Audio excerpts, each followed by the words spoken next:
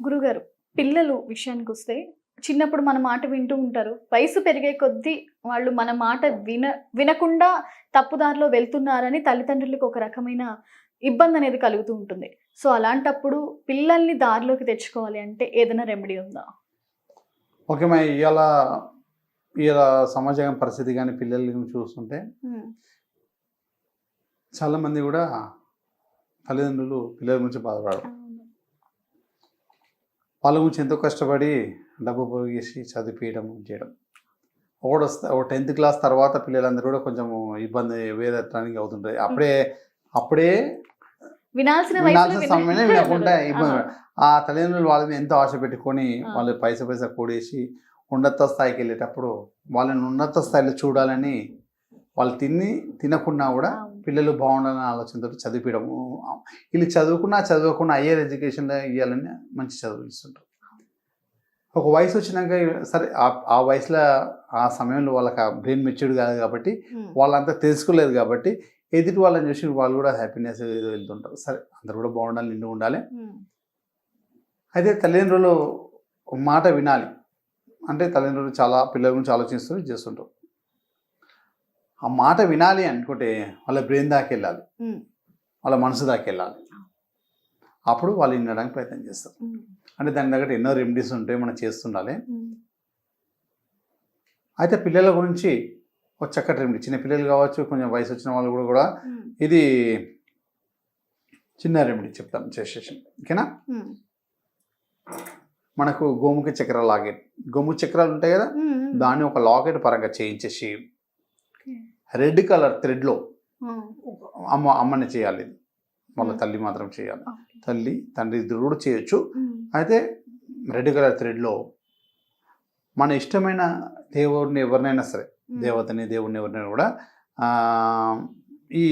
ఇలా చేతిలో ఇలా పెట్టేసుకోండి. మనం చక్రముఖం కూర్చొని ఇది ఇలా పెట్టేసి కుడితోడ మీద పెట్టేసుకోవాలి. కుడితోడ మీద చేపెట్టాలి. దాని గుమ్మ చక్రాలు లాకెట్టి ఇలా ఉండాలి పైకి. ఈ చక్రం అనేది పైకి కనబడుతుంది. ఇలా ఉండి ఈ చెయ్యి ఇలా మూసేయాలి. మూసేసి మన చక్రం అంటే కూర్చున్న తర్వాత ఇలా మూసేసి కుడితోడ మీద పెట్టుకొని మన ఇష్టమైన దేవుడిని ఎవరైనా సరే 1000 సార్లు జపంగా తీసుకోవాలి. ఇష్టదేవరాధన జపము ఏదైనా మన మంత్రం కానీ ఏదైనా కూడా మంత్రం తీసుకోవడం, మీకు తెలిసింది ఏదైనా కూడా తీసుకోవచ్చు. ఏది కూడా తెలియలేదు అనుకుంటే శ్రీకృష్ణ భగవాన్ని మనము ధ్యానించుకోవాలి. 108 సార్లు ధ్యానించేసుకొని 1000 టైమ్స్ చేసుకొని ఇది అతని మెడలో రెడ్ కలర్ థ్రెడ్ తోటి మెడలో వేసేయాలి. అలా వేయడం వల్ల మనము ఏదైతే చెప్తుంటామో వాళ్ళకు అతి శీఘ్రంగా అంటే అర్థమవుతూ ఉంటుంది. ఏదైనా కూడా సరే మనము ఇవాళ చేసేసాం, రేపే రిజల్ట్ రాదు. ఏదైనా కూడా రెమెడీస్ మనం చేస్తున్నాం అంటే చూడండి, మనకు ఒక గాయం అవుతుంటుంది.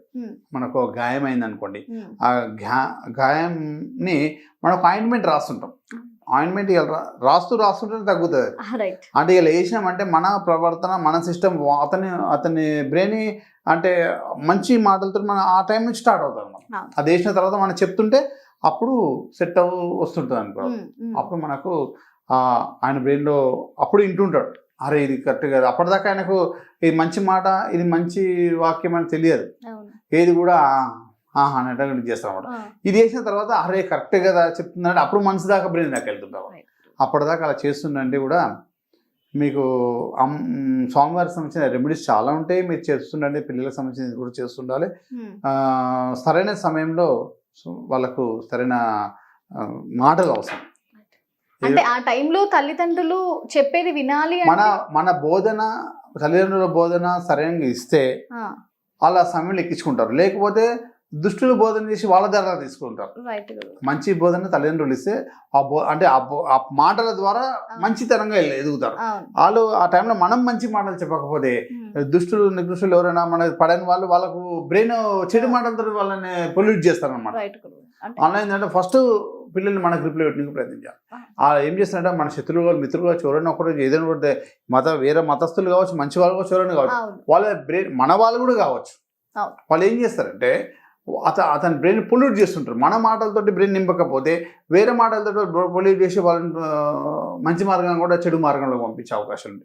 అలా కాకుండా టీనేజ్ అని అన్నది ఆ టైంలోనే పిల్లలు మన మాట విందాక మీరు అన్నమాటే, అంటే ఆ వయసులోనే మన మాట వినాలి, ఆ టైంలో వినకపోతే వాళ్ళ భవిష్యత్తే ఐటు కాని పరిస్థితికి వచ్చేస్తుంది. అలాంటప్పుడు ఎంతో మంది తల్లిదండ్రులు ఇలాంటి రెమెడీస్ చేయక తెలియక ఇబ్బంది పడుతున్నారు.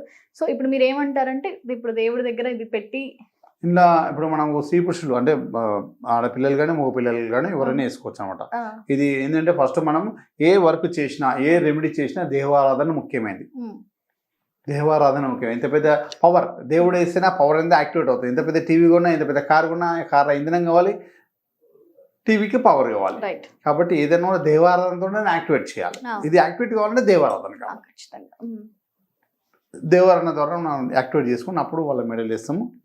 దీంట్లో ఉన్న పవర్ అనేది మనసు కూడా ఉంటుంది. కాబట్టి ఈ రౌండ్ మొత్తం ఆయన ఆధీనంలో పెట్టేస్తాం అన్నమాట.